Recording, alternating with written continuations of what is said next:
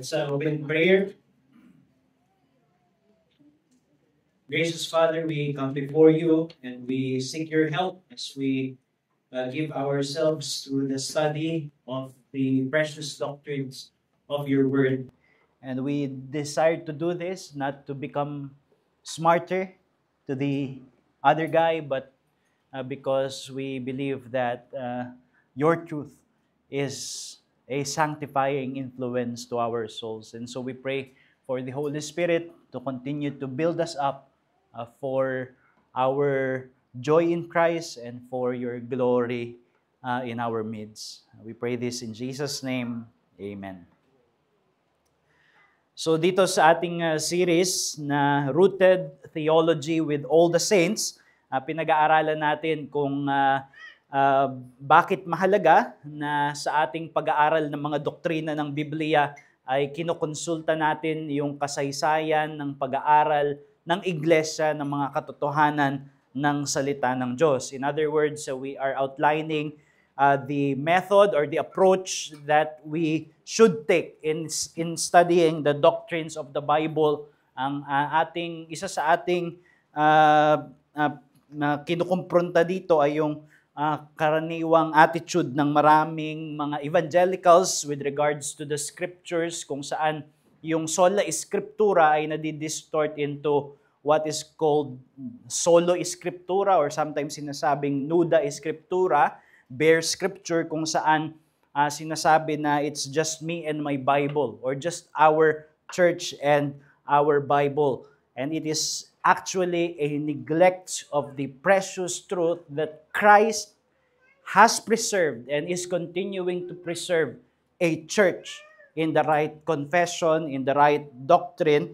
And although this church is not to be identified with an organization or an institution in terms of externalities, yun yung kamalian ng Roman Catholicism, kung saan sinasabi nila na kami ang tunay na iglesia at kami yung universal church na yon, yung Catholic Church na yon, kasi nagpapatuloy yung aming institusyon mula pa sa simula. Hindi yun yung ating ginagawa, but what we can trace is the perpetuity and growth and yung deepening ng comprehension sa right doctrine na ma-appreciate natin sa mga mananampalataya na sa kabuuang iglesia. Nakaugat ito sa katotohanan ng pangako ng Panginoong Hesus. Kung saan sinabi niya, 'di ba, napag-aralan natin sa Matthew chapter 16, on this rock I will build my church and the gates of hell shall not prevail against it. Ang konteksto ay si Pedro, who just made a right confession of who Christ is. You are the Christ, the Son of the living God, in the midst of false confessions. Yung mga nagsasabi, you are Elijah, you are John the Baptist. At sabi niya, on this rock, sa rock ng mga tao na mayroong tamang confession kung sino si Christ as a result of the Father's illumination, diba? The Father has not, the flesh has not revealed this to you, but my Father in heaven, sabi ni Jesus kay Peter, doon itatatag ang iglesia, at sabi ng Panginoong Hesus, hindi mananaig ang pintuan ng Hades dito. So, ibig sabihin, ang Panginoong Hesus ay may tao na kanyang pinipreserba sa tamang pagpapahayag ng pananampalataya kung sino si Hesus sa kasaysayan. It was never lost. Therefore, we can see, as we look in church history, makakakita tayo ng katotohanan na ito, na tinutupad ng Panginoong Hesus yung kanyang pangako na yung kanyang bayan ay iniingatan niya sa tamang pagpapahayag ng kanyang pangalan. Because this is not just up to them. It is because the Father is continuing to provide such illumination because it is not a carnal activity. Flesh has not revealed this to you. This is a divine work And then nakita natin yung katotohanan na ito ay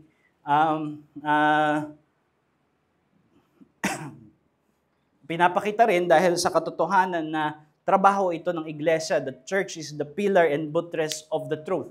Ang tinutukoy doon ay universal church, although it manifests in the local. Kaya merong trabaho ng pagpapasa ng katotohanan ng salita ng Diyos na iningatan ng isang henerasyon sa mga kamalian ng kanyang henerasyon upang ipasa ng dalisay sa susunod na henerasyon. At ganoon din yung gagawin nila sa susunod na henerasyon.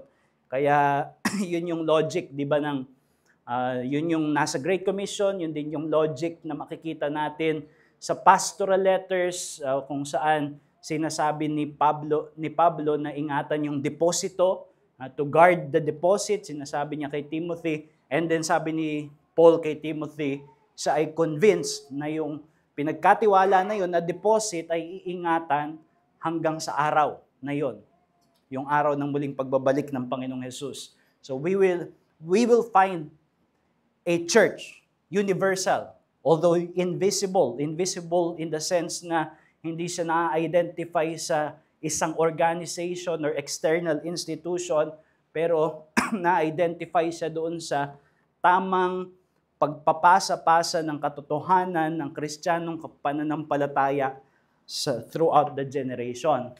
And then, yung Spirit's ministry or presence. Kasi nga, isa sa gawain ng banal na Espiritu, kagaya nung napag-aralan natin, ay ingatan yung mga tao ng Diyos sa tamang pagpapahayag ng Ebanghelyo. Diba? Sa panahon ni John, mayroong nagsasabi, the Son of God has not come in the flesh. Pero sabi ni John, alam niyo na hindi tama yung sinasabi nila, kasi you have the Spirit of truth. You have the anointing of Christ. Ang application ay sa church.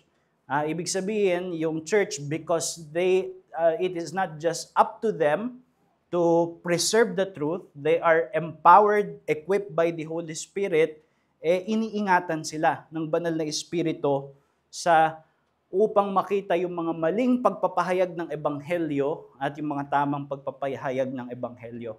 So for example, when we look at the creeds of the early Christian history, ang dapat na makita natin, ang dapat na i-appreciate natin ay yung gawa ng banal na Espiritu upang paglinawin yung mga precious doctrines of Trinity and yung Chalcedonian definition ng si Jesus ay Diyos at siya ay tao pero iisang persona. So ito ay gawa ng banal na Espiritu. So when we read the Nicene Creed, the Chalcedonian definition, hindi natin tinitignan ito na wala naman, mga pangtaong dokumento lang naman ito. It is true that it is fallible because only inspiration has is that work of the Holy Spirit that results in infallibility. Pero kahit na hindi infallible, hindi natin i-deny na work ng Holy Spirit, yung illumination. So we expect that there is a church guided by the Holy Spirit throughout history. Ngayon yung pang-apat, makikita natin ito sa katotohanan ng supply ng Panginoong Jesus sa iglesia. And I will state it this way, that Christ perpetually supplies His church with men gifted by the Spirit to nurture the church towards maturity and unity by faithful doctrinal instruction. Itinuturo rin ng Biblia na si Jesus, na nasa kanan ng trono ng Diyos, the ascended Christ, the one who died, rose again, and now is in the heavenly places.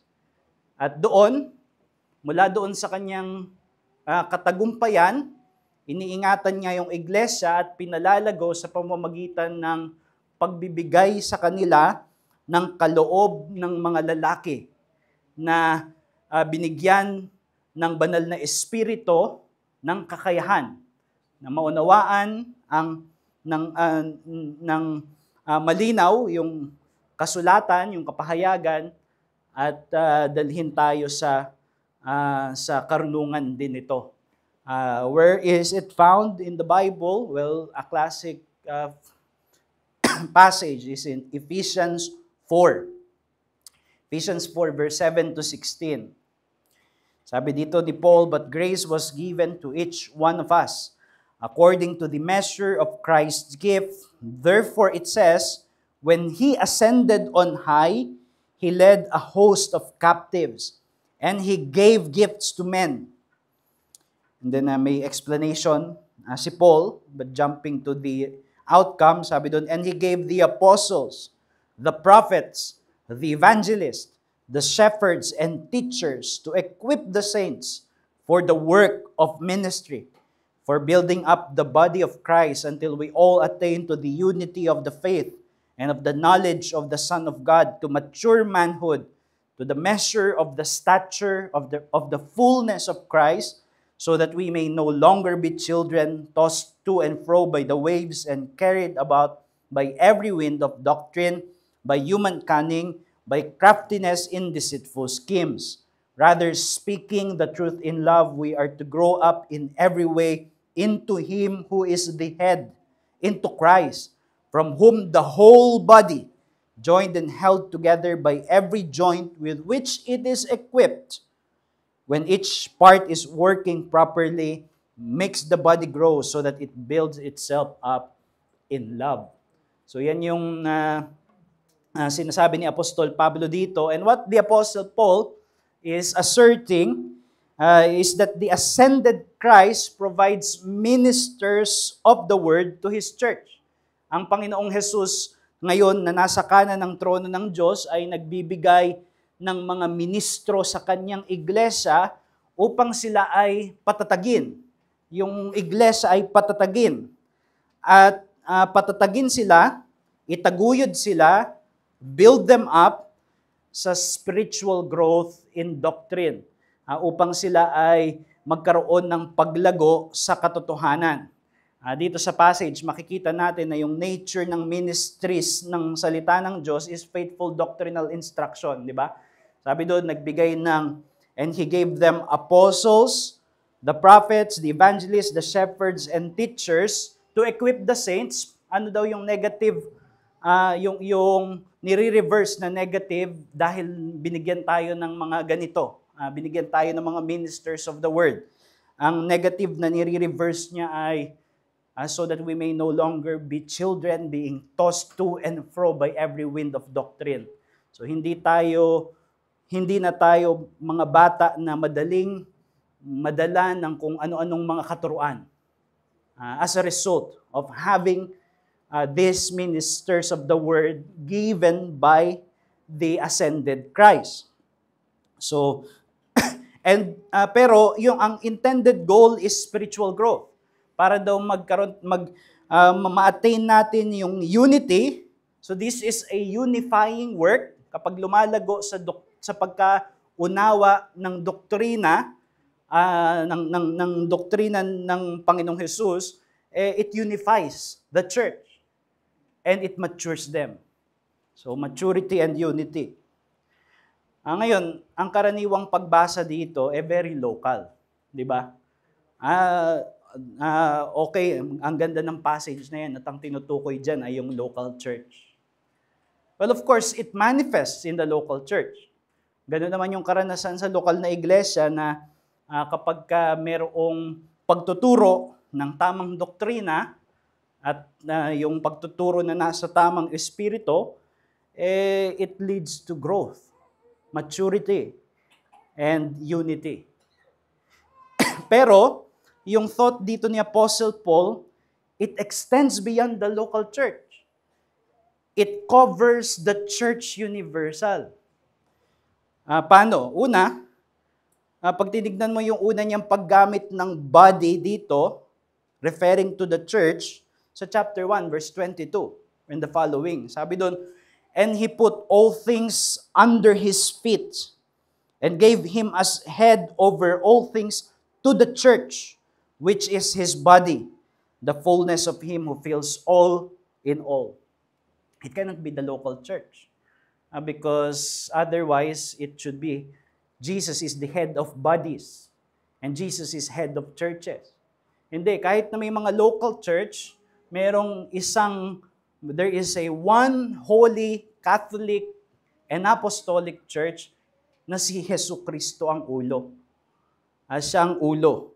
At yan ang itinuturo dito sa chapter 1 verse 22. Tapos, bago yung passage natin na ito, sa chapter 4 verse 7 to 16, this was preceded by the Apostle Paul's exhortation to unity. At yung unity ng mga saints, inuugat niya sa katotohanan na binigay niya sa verse 4 and the following verses, kung saan sinabi niya, there is one body. O isa lang daw yung katawan. Although it manifests in the local churches, it doesn't mean that there are many bodies of Christ. There is one body, one church, one body, and one spirit. Just as you were called to one hope that belongs to your call, one Lord, one faith, one baptism, one God and Father of all, who is over all and through all and in all. So hindi natin pwedeng ihiwalay ito and suddenly, ang tingin lang natin is this is just local. Diba? Ito ay universal church. At least our mind should think in that terms. That there is an ascended Christ and He gives ministers of the word for the purpose of maturing the greater Catholic body into unity in the faith. So yun yung point. Although yung shepherds and teachers, local yung kanilang jurisdiction, di ba? Hindi ibig sabihin nito pwede na pastor ng maraming churches. Hindi. Yung pastor ng isang lokal na iglesia. Pero yung trabaho na ginagawa niya ay hindi hiwalay dun sa kabuang katawan. That's why dito sinabi dyan, He gave the apostles, the prophets, and then the evangelists. At least, 2 ministries na binanggit ay common property ng Church Universal. Di ba? Unless nandun member tayo ni Renato Carrillo na may local apostle pa rin kami hanggang ngayon. Pero hindi, naniniwala tayo, Paul was last of the apostles, and yung mga apostles, common property, common possession ng lahat ng mga tunay na iglesia. Yun ang dahilan bakit tayo tinatawag na apostolic church. Hindi dahil sa meron tayong apostol ngayon, kundi dahil ang ating pundasyon ay yung turo ng mga apostol tungkol kay Jesus. Diba?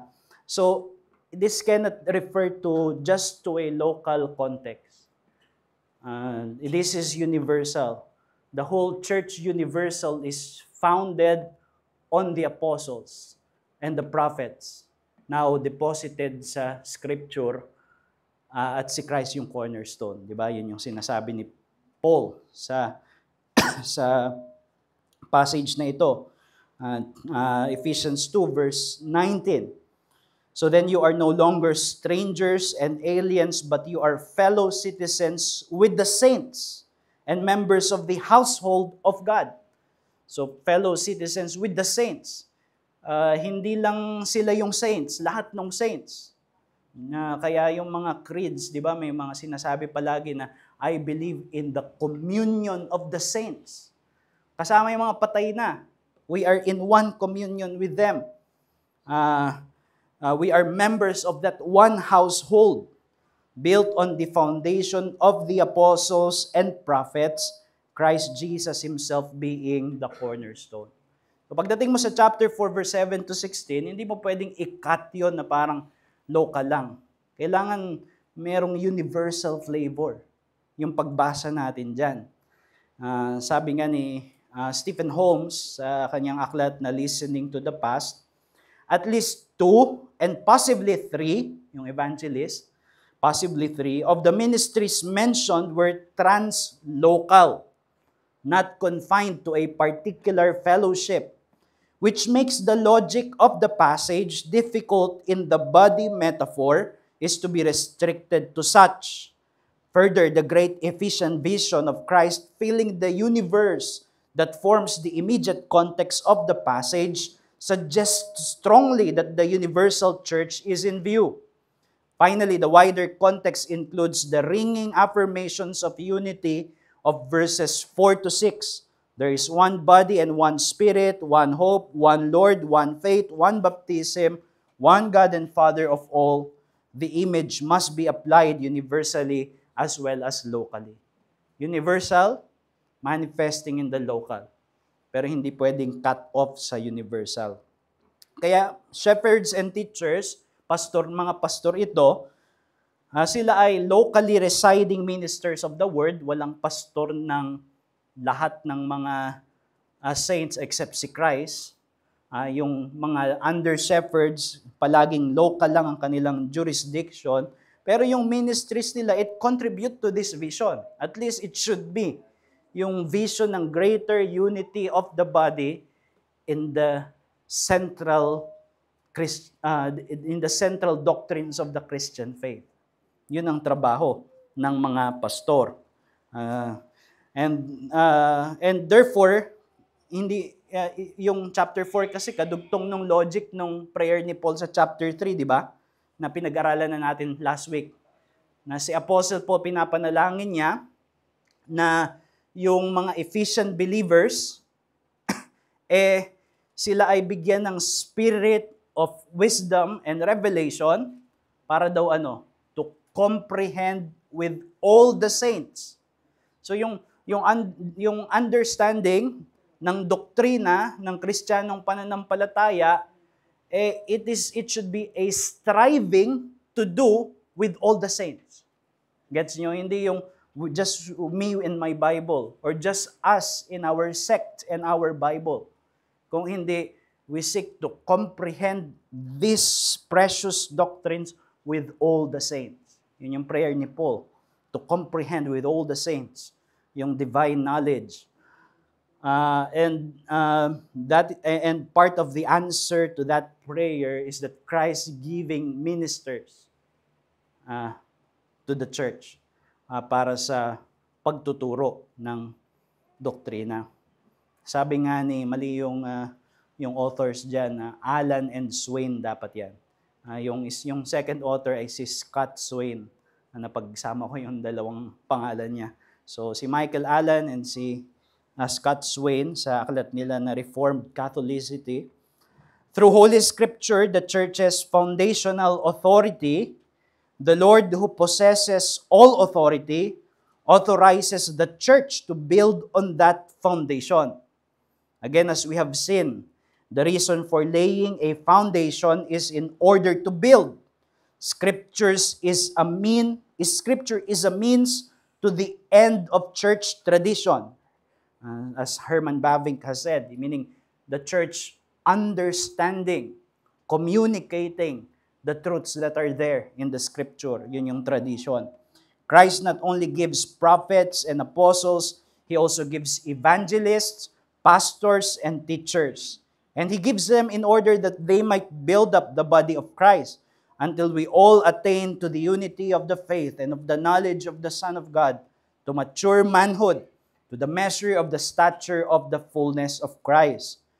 The process of receiving and transmitting as apostolic truth has a terminus ako. Ang ibig sabihin lang nun, starting point. Merong starting point, yung pag-receive and pag-transmit ng apostolic truth, and that is the Holy Scripture, from which it flows and to which it is accountable. So ibig sabihin, yung ating understanding must come from the Scripture. And the process of receiving and transmitting apostolic truth has a terminus ad quem, meaning destination point to which it flows, the maturity of the saints.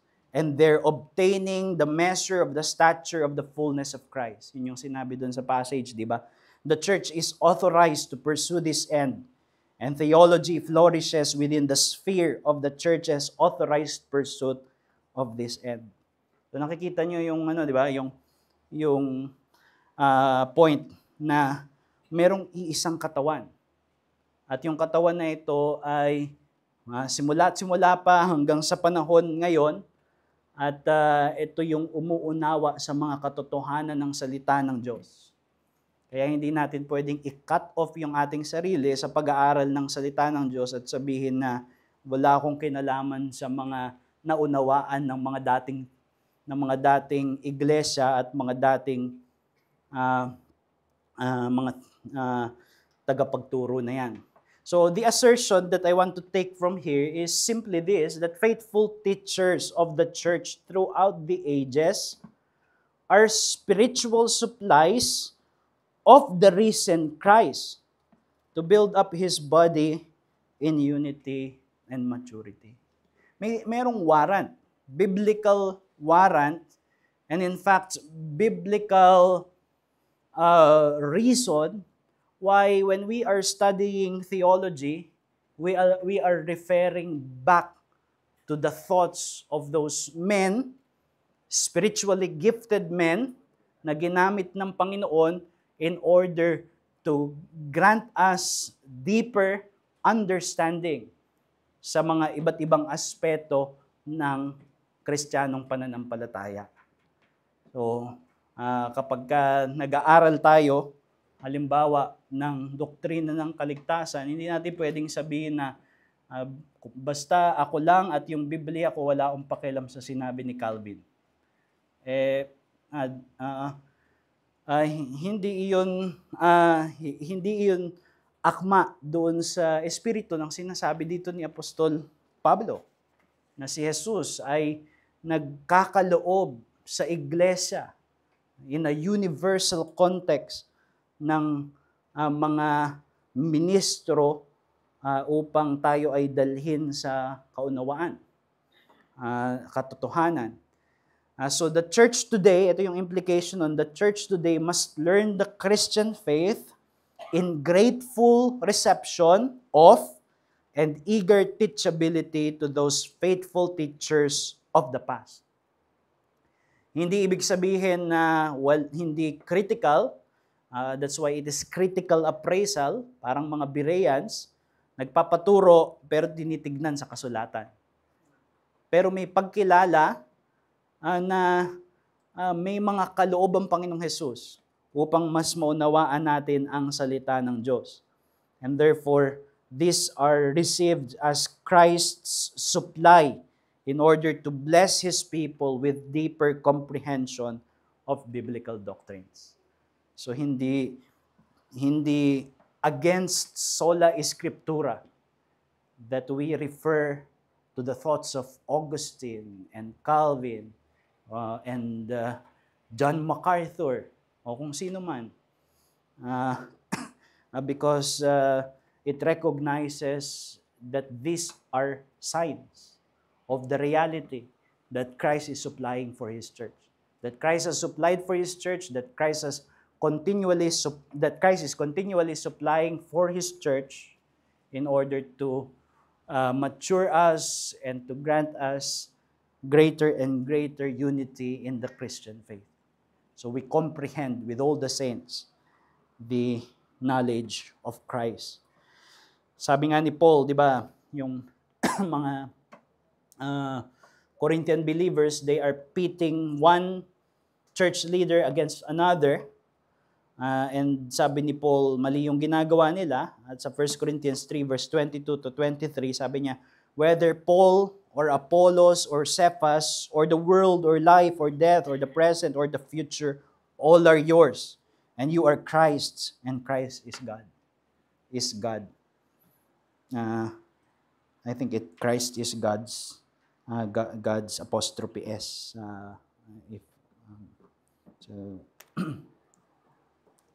So, yun yung tamang attitude. We are in communion with them. They belong to us as we belong to them. Diba? They are Christ's gift and to be received with appreciation. So, this simply means that when we refer to theologians and biblical expositors of the past in our present study of the Scripture, it is not necessarily an act of glorifying men. Hindi natin tinatanghal yung mga tao. On the contrary, it may very well be a God-glorifying recognition of this truth, that Christ is supplying perpetually for His church those men who are spiritually gifted in order to help us to understand aspects of the Christian faith better. So that is the fourth reason sa serye natin na ito. And therefore, combining all of this, the promise of Christ, the ministry of the church, the ministry of the Spirit, and the supply of Christ to the church, we can conclude that to study the doctrines of the Bible under the tutelage, the tutorship of the church, the greater body, the church universal, is not to compromise biblical fidelity, faithfulness. In fact, it is a consequence of biblical faithfulness because these are in the Bible. And we expect this to play out in history, in church reality. And therefore, we seek to learn under the tutelage of the church that has come before us in order to enrich our understanding of the Christian faith today. So, that is the case. So to end this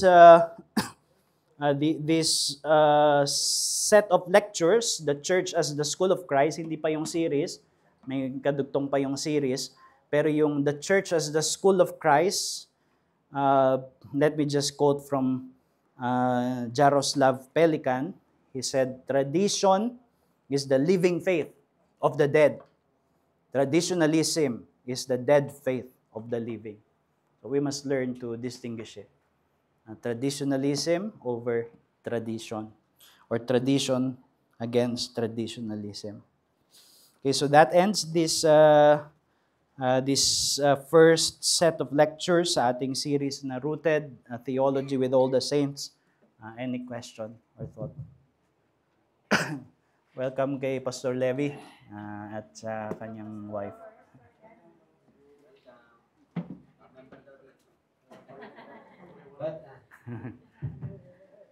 Question ko. Actually, hindi ko alam kung yung mga future lecture natin, meron naman reference dun sa mga present theologians. Kasi, ang observation ko ngayon, yung mga preacher na yun of our day, they are not so much of referring to the past theologians. I observe that many of them are on the side na mas makinig dun sa mga present-day theologians. That is why, when there are new books, many pastors are very interested. So, yun lang ano ko. Hindi sa kinu-question nila yung mga past theologians, pero they are clamoring for a much better, if we can put it that way, not demeaning the wisdom of the past. Kaya lang, ano ba yun? Is it rooted dun sa sense na illumination is progressive? Pag sinabing illumination is progressive, hindi ibig sabihin nun na straight line, no? Kasi ang pagka inisip natin na straight line, ang idea na natin, mas bago, mas dalisay, di ba? So dahil nga sa mga doon sa matrix ng providence, sin, ignorance, present blind spots, kasi may mga blind spots tayo, kaya nga mas na-appreciate natin minsan yung bago eh. Kasi they share the same blind spots with us. Kaya pagka nag-study tayo, halimbawa nung luma, may blind spot din sila. Pero yung blind spot nila, hindi parehas ng blind spot natin. Kaya makakatulong sila sa atin. Kaya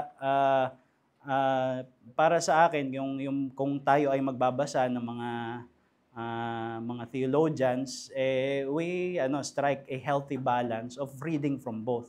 Kasi yung mga present, it has the special usefulness nung pag-apply doon sa context ng panahon natin, di ba? Halimbawa, ang hirap humanap sa mga Puritans ng libro that deals with addiction to social media.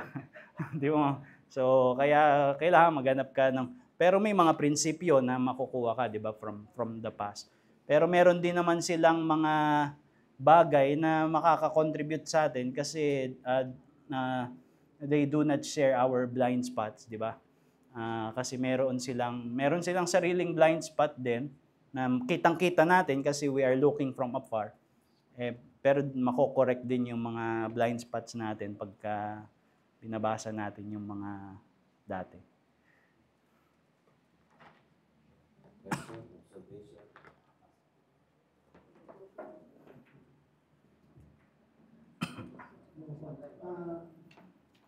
Pas sabi ko nga kanina, naisip ko lang, yung teachers ay hindi na binigay for local church. It's also for universal church.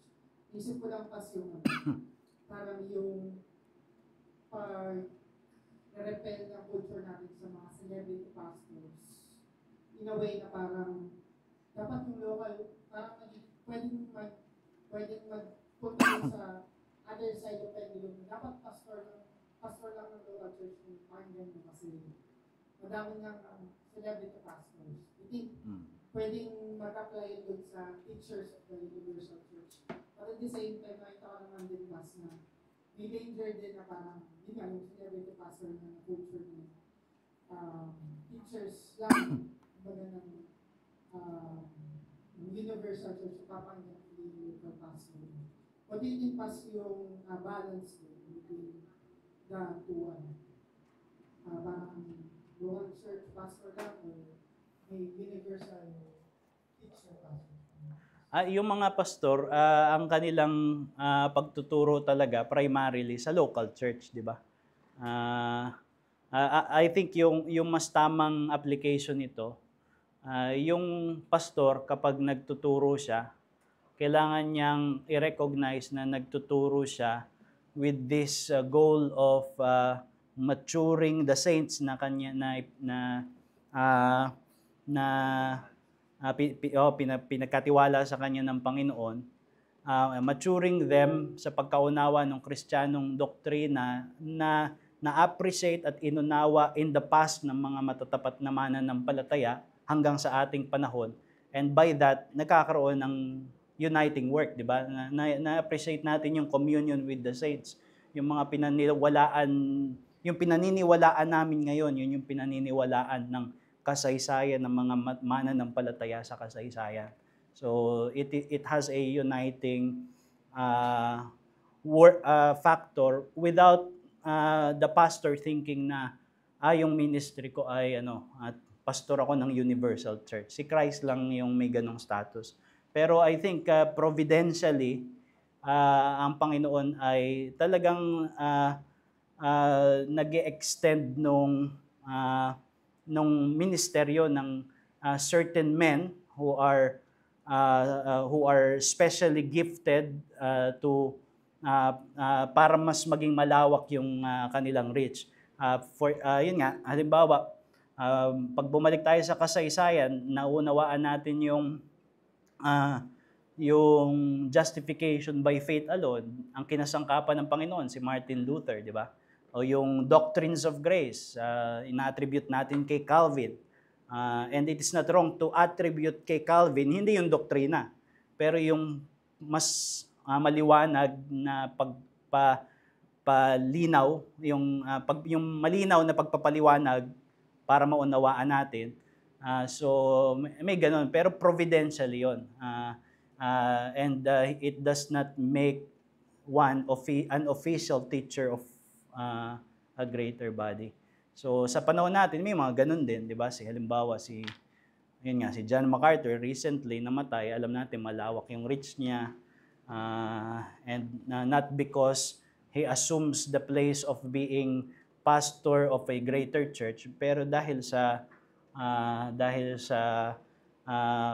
providensya ng Panginoon na pinalawak yung kanyang matapat na ministeryo.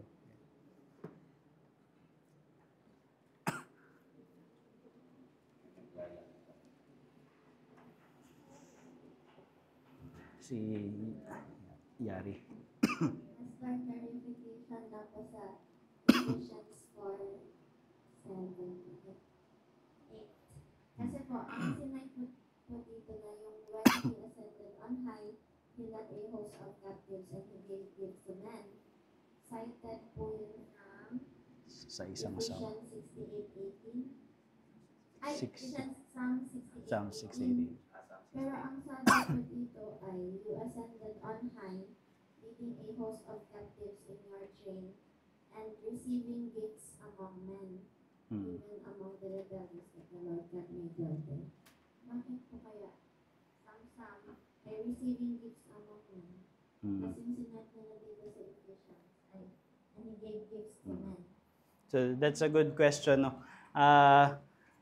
Yan, yung mga apostles, meron sila minsang ginagawa na liberty to twist the text ng Old Testament, but not in a way that to distort its meaning, but yung sinasabi natin na to give it a twist. Like, Psalm 68 is still true. Christ received gifts from men, di ba? Binibigyan natin siya ng worship, honor, glory, praise, and yung buong buhay natin binibigay natin sa Kanya. But to highlight the generosity of Christ, hindi binago yung mensahe, pero mas lalong hinighlight na sa generosity ni Christ, yung Kanyang exploit as a victorious king, hindi lang siya yung tumatanggap, siya yung nagbibigay. At mas hina-highlight pa na siya yung nagbibigay ng mga kaloob. And hindi yun actually absent dun sa passage kasi hindi ko alam kung sa part mismo sa Psalm 68 pero sinabi doon na pati yung mga women nakikihati sa mga spoils, di ba? Sa Psalm 68. Pag nahanap mo, paki-share. Nakita mo? Ako, Pastor, clarify ka lang dito. Sabi ko, and he gave gifts to men. Ang meaning po ba nun ay sa verse 11, and he gave the apostles. So yung gifts po ba ay yung apostles? So yun yung application, specific application dito ni Paul na yung risen Christ dahil nga sa victory niya in-exploit niya na yung say the gates of hell yung tapos from that nagbibigay siya. General yon, bountifully nagbibigay siya ng kaligtasan, buhay, walang hanggan. Pero kasama sa kinakaloob niya yung mga kalalakihan na gagabayan yung iglesia para ma-achieve yung purpose na ito ng pagpapatatag ng lahat ng mga banal. Ang verse 12 po kanina sa Psalm 60. Pakibasa. The kings of the armies may flee lately, the women at home divide us. 'Di ba? So hindi nawala yung sense nung hindi nag-imbento ng sense si Paul. Nandun mismo sa Psalm na merong mga kasi yung noon pag nag-battle kayo tapos may exploit kayo, bibigay mo sa mga sundalo mo yung exploits. Pero sobrang generous nung Messianic King sa Psalm 68 na pati yung mga women sa bahay na hindi nakisama sa gera, nakakatanggap sila ng kaloob. So pagdating sa Ephesians 4, kahit na parang binago kasi sabi doon siya yung tumatanggap ng gifts sa Psalm 68, tapos dito siya yung nagbibigay ng gifts, nandoon siya sa Psalm, kahit hindi siya exact quotation.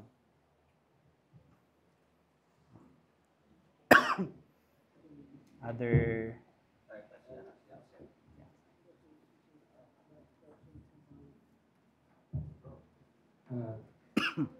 Sa Roman Catholic po kasi may ideas sila ng development of doctrine. So may mga certain doctrine na ipinasa yung mga pope before. Then yung mga susunod na iba na. May ganun paano ganun sa report kasi may iba na pag may mga bagong findings ngayon, pag kinumpare doon sa time of Reformation, hindi nire-reject nila yung bago kasi hindi ito yung understanding ng mga report before. May ano yung balance doon na paano natin ma-recognize na nade-develop na pala yung understanding natin. Paano po yun? Merong malinaw na development ng ang sa Roman Catholic kasi yung development nila ng doctrine is invention. Pwede silang yung Pope pwede siya magdeklara ng bagong doktrina, tapos yung kanyang bagong doktrina hindi kailangan na galing sa scripture kasi nga hinugot siya doon sa infallible tradition na that is running alongside the scripture.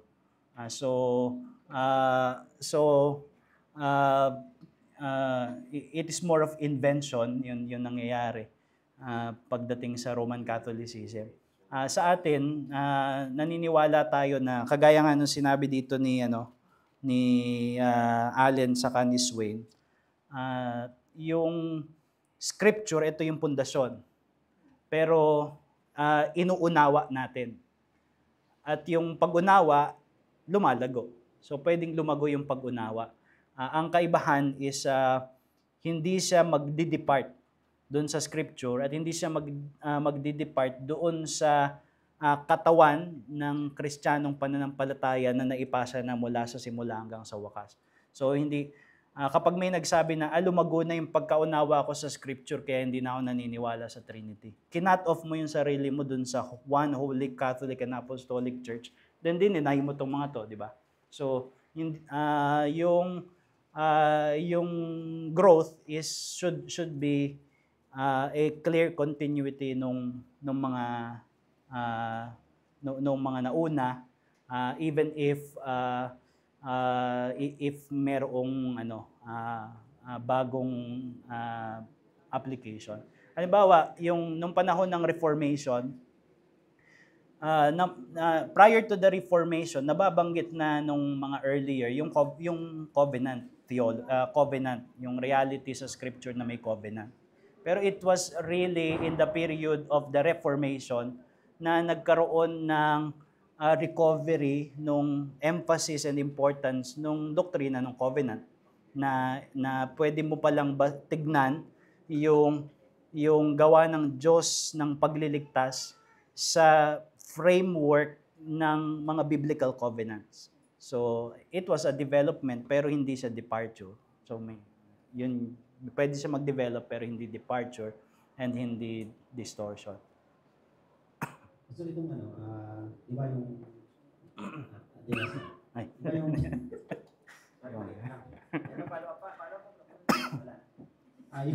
yung gift ni Christ sa church is sa universal, no? Ibig sabihin, isa lang yung goal to edify the believers.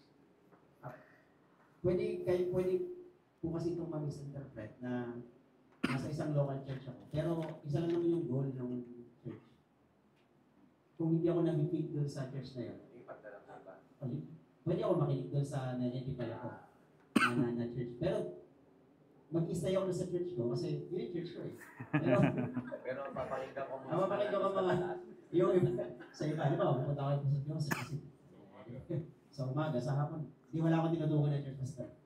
Pero may mga pwede kasi ganun eh, kasi isa lang naman yung goal. To edify the believers. Edify ako doon. Edify din ako dito through my membership. Siya, magiging misapplication siya. No?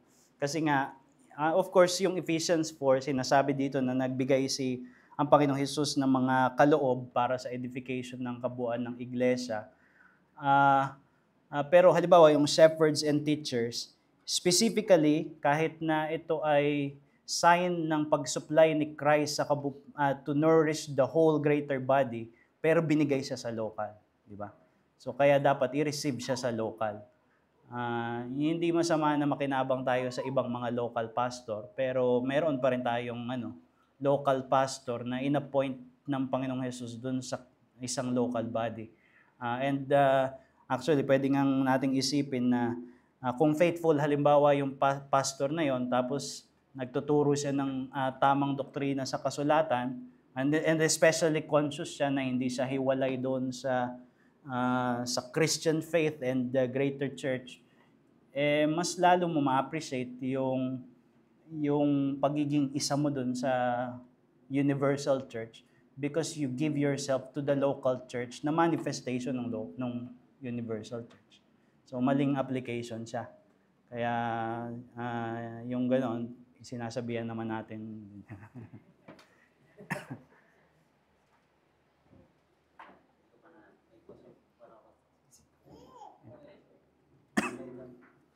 Online.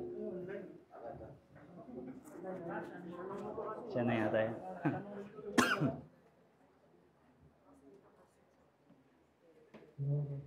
Hindi. Si Nate. Si... Brother Mars. Nakakatulong po ba kung magsimula na ngayon ang church ng sariling library and learning center bilang ministry, hindi lang display, para makatulong sa pagbawa at ibang iglesia? Nagkano po ba ang emails na magkaroon ng ganitang physical online library sa hinahan?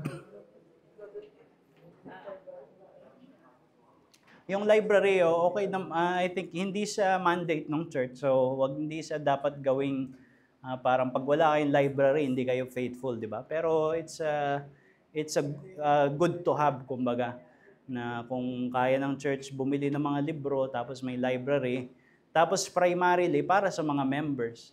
Kasi I think yung tanong is more of para sa ibang mga churches, no? It is always good to, if the church is capable, to expand its ministry para makatulong sa iba. Pero minsan kasi merong parang expansionist mindset tayo sa church, no? Na parang yung church kailangan magkaroon ng school, Bible school, para churches, kung ano-ano.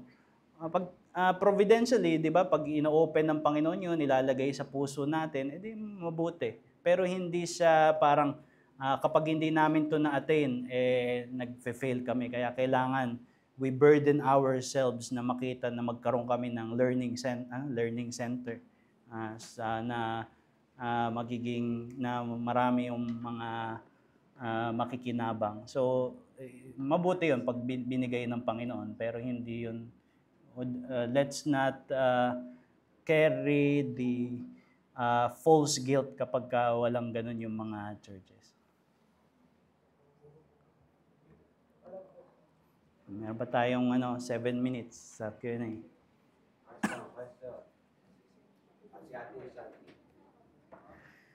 Birthday girl.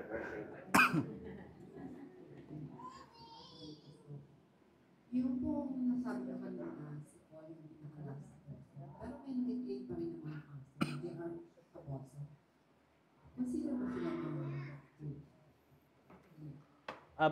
Pwedeng cultic, pwedeng kulto talaga, pwedeng cultic, pero mali. It's a grievous error kasi bukas na yun sa impluwensya na maging kulto kapag meron ka ng kiniklaim na apostol. Pero may mga kulto na talaga. I would say na si Renato Carrillo talagang cultic pagka kasi iniisip mo na apostol ka, nakakatanggap ka ng divine revelation, which means pwede mong kontrahin yung kasulatan, sabihin na yung tinanggap kong kapahayagan kapantayan ng scripture kasi kapahayagan din to ng Diyos. Ito na yung kapahayagan natin. Sa 1 Corinthians 15 sinabi ni Apostle na hindi ba ako apostol? Hindi ko ba nakita si Kristo? So ang qualification ng pagiging apostol is at least isa, appoint yung personally an eyewitness of the risen Christ. So nakita mo si Jesus na sa kanyang ministeryo at muling pagkabuhay. Si Apostle Paul, nakita niya si Christ kahit na late siya. Sabi niya 'di ba, parang pinanganak siya sa wala sa panahon, 'di ba, sa 1 Corinthians 15. Kasi hindi siya kasama sa 12, later siya. Parang iisipin mo tapos na yung mga pag-apostol kasi bumangon na si Kristo, may inappoint na 12. Tapos merong parang yung late bloomer na apostol, biglang ito na. Kaya siya yung last of the apostle. Noong papalitan nila si Judas sa Acts chapter 1, ang qualification nila, yung kasama nila mula sa simula. So kapag merong nagsasabing apostol sila, tatanungin ko siguro na kilala mo ba si Pedro? Ganun. Kasi kasama daw nila mula sa simula. Tapos ang pinalit nila sino ba yung pinalit nila? Si Matayas. Dalawa yung pinagpilian nila, tapos by lot, kinuha nila isa. Diba? So, yun yung, tapos personally appointed ni Christ. Ano po pa yung mga bishop? Bishop? Yung bishop naman, church government lang yung usapin doon, hindi naman sa pagiging kulto. So, pero of course, may yung bishop sa Roman Catholic, yung bishop, di ba? Yung Episcopalian government kasi, merong pastor sa isang distrito ng mga churches. Pero hindi natin makikita yun sa scripture. Yung word na bishop sa scripture ay interchangeable din sa elder saka sa shepherd, pastor. Question.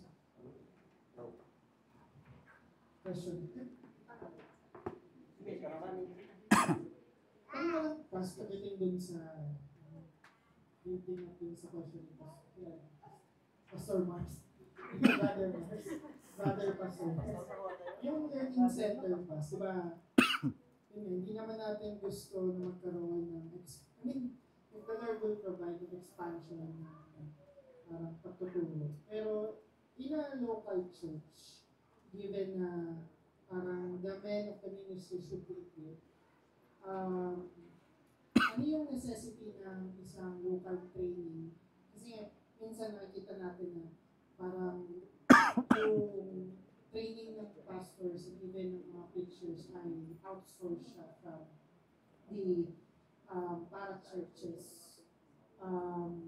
As a church, paano tayo mag-i-instruct dun sa equipping of the ministry in terms of establishing Bible school of our own training. Yung lang yan, local training ng halimbawa ng men ng especially mga magpapastor. So makikita naman yun sa pastoral epistles, di ba? Sinabi ni Paul kay Timothy na teach this to other men who will be able to teach others also. Kaya primarily nga talaga yung pagte-train ng mga pastor, ang primary nila sa local church. Pero it is a good and strong complement kapag merong faithful seminary na hindi humihiwalay sa context ng local church na nakakatulong sila dun sa gawain na yun ng pagtitrain sa mga men because they may have the resources and the gifted teachers na para mas maging strong yung training. Last na si Brother Jess. Di ba po yung hindi naman sa universal. Halimbawa yung pastor may invite sa isang church. Meron po bang scope lang kung hanggang saan lang siya pwedeng pumasok na churches? Kasi halimbawa pupunta siya sa Pentecostal o sa Charismatic. Pero dahil yung kanilang teaching ay iba sa Reform. Halimbawa si Franciscan po. Franciscan nung una, naman siya sa Reform side. Kaya lang pumunta siya dun sa side ng mga Pentecostal. Ano po yung masasabi niyo nun, Pastor, na paano ba? Possible ba yun? Halimbawa, si Franciscan, ang goal niya pala is para turuan yung ma-reform yung mga churches na yun. Pero medyo hatak siya dun sa mga teachings. Parang pinalambot niya yung mga... Pinalambot niya, saka kinumend niya rin sila. Kinumend niya rin sila. Pero ang purpose niya talaga is yung goal niya. Is turuan sila ng compromise yung ginawa niya kasi kinumend niya. Yung I think a good example is si Matt Chandler, di ba? Alam niyo, nag-preach siya sa church ni Furtick, tapos hindi niya sinalo down yung message niya. And it was siguro yun talagang magsisisi si Furtick na in-invite niya si Matt Chandler. Hindi na nga siya na-invite ulit.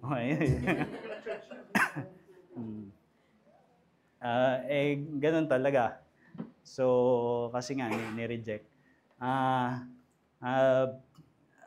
I think, pagdating sa, manibaw, in-invite mag-preach, dahil nga dito sa pinag-aaralan natin, no, na isa sa conclusion na gusto kong, parang, yung mahugot din natin dito, yung spirit ng Catholicity. Yung kasi nga, if we confess one holy Catholic Apostolic Church, bagamat importante at seryoso tayo doon sa mga distinctives natin, sa Baptist, di ba? Pero it does not cut off our fellowship with other believers na matatag sa Ebanghelyo kahit na sa mga secondary or tertiary doctrines, iba sila sa atin. Of course, hindi pagsasamahin yung churches.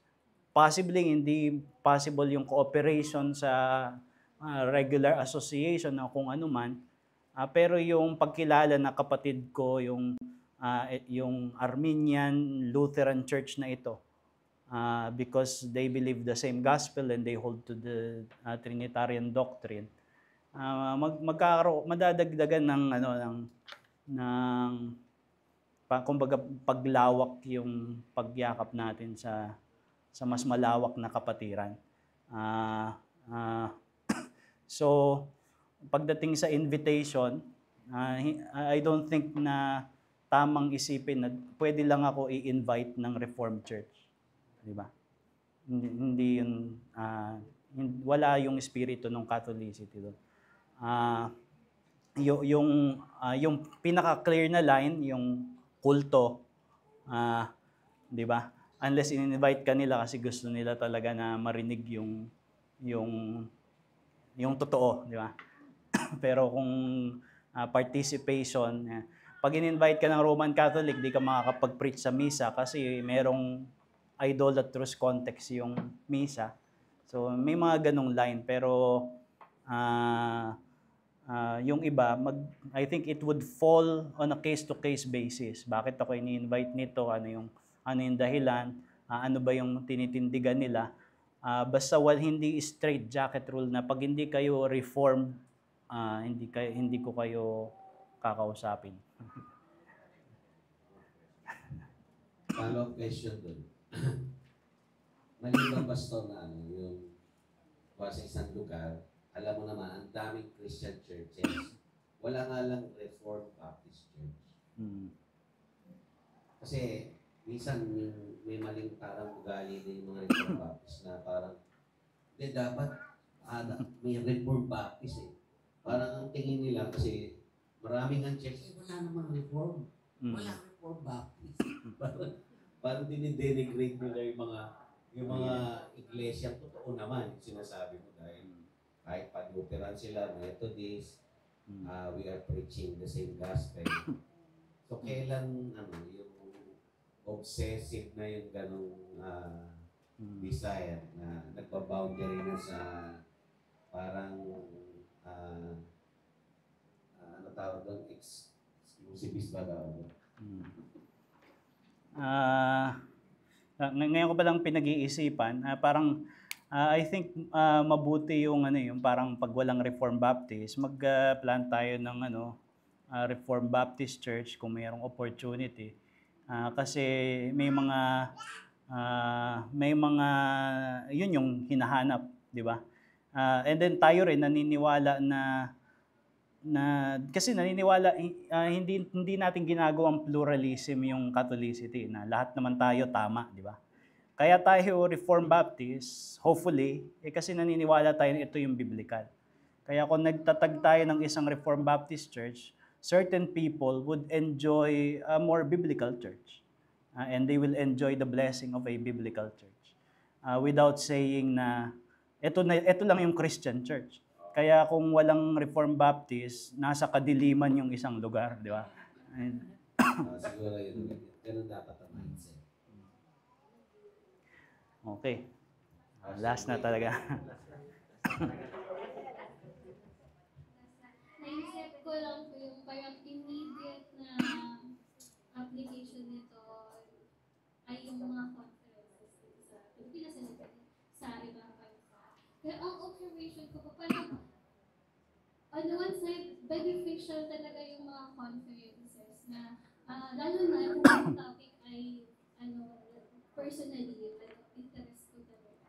So, pero on the other side naman, iisip ko lang, parang nagiging, in relationship with sa question nito, nagiging breeding ground siya for celebrity, pastor, culture. So, ang question ko po is, up to what extent can the church allow its local pastor to engage sa mga conferences while and at the same time, up to what extent din pwedeng i-accept ng pastor yung mga invitation. So, without, parang hindi na, napag-usapan natin ito kasi, hindi namin ikaw i-gatekeep, pwede ka pa rin ma-invite, di ba? Yun sa ibang conference. Pero hanggang saan po kaya pwede na gano'n? Once a year. So, palagay ko, walang in-appoint na pastor na hindi siya magpapastor, kundi pastor lang siya para i-send out. Kasi hindi na siya pastor, di ba? So, kapag yung isang pastor sa isang church, napapabayaan niya yung kanyang mga local na tungkulin, kailangan talaga siyang paalalahanan na ang kanyang primary responsibility is the local. And it is also good na yung pastor na kung pinagpapala ng Panginoon yung ministeryo niya na lumalawak, accountable siya dun sa body, diba, pinag-uusapan kung gaano siya kadalas pwede mag-accept, at hindi lang yun to keep him but also to support him in prayer, di ba? Kasi dapat yung ministeryo na yun ng pastor, maganda or yung tama, ministeryo yun ng buong church, di ba? Kasi halimbawa yung pastor ang nagsusupport sa kanya para mabuhay yung church. So kapag sinesend siya, meron siyang kalayaan na gawin yun dahil sa suporta ng iglesia na that makes that possible. So sa ngayon, yung palang naiisip ko, yung clear communication and support ng iglesia and then yung boundaries na ang kanyang hindi siya pastor na only to parang yung kanyang may mga ganun kasi yung local church nila parang platform lang ng pastor para siya ay maging tanyag sa kung saan-saan. So yun yung pagka ganun, yun ay mali. So ang kanyang primary responsibility yung local church. May dalawa pala akong invitation ng Reformation Conference sa October. Yung isa ay sa San Pablo, yung may association sila doon, Reformation Conference. Tapos yung isa ay sa Bacolod. So, Lord willing. So, pwede nating sa mga susunod na meeting, mas gawing malinaw yung mga yung ganon. Okay. Wala nang oras, sorry 10 minutes. So let's hawak na ni Nate yung mic. Sige na, last na. Okay, let's close in prayer. Panginoon, salamat po sa mga napag-aralan namin. Nawa ay pagbungahin mo ito at pagyamanin sa aming mga buhay upang magkaroon kami ng sipag at uhaw na mas makilala ka at mas makilala ang iyong mga katotohanan, not isolatedly but with all the generous and bountiful provisions na iyong pinagkaloob sa kasaysayan ng iglesia para mas ma-appreciate namin ang mga katotohanan ng Ebanghelyo at may apply sa aming mga kaluluwa. So bless this endeavor sa aming iglesia. We pray this in Jesus' name. Amen.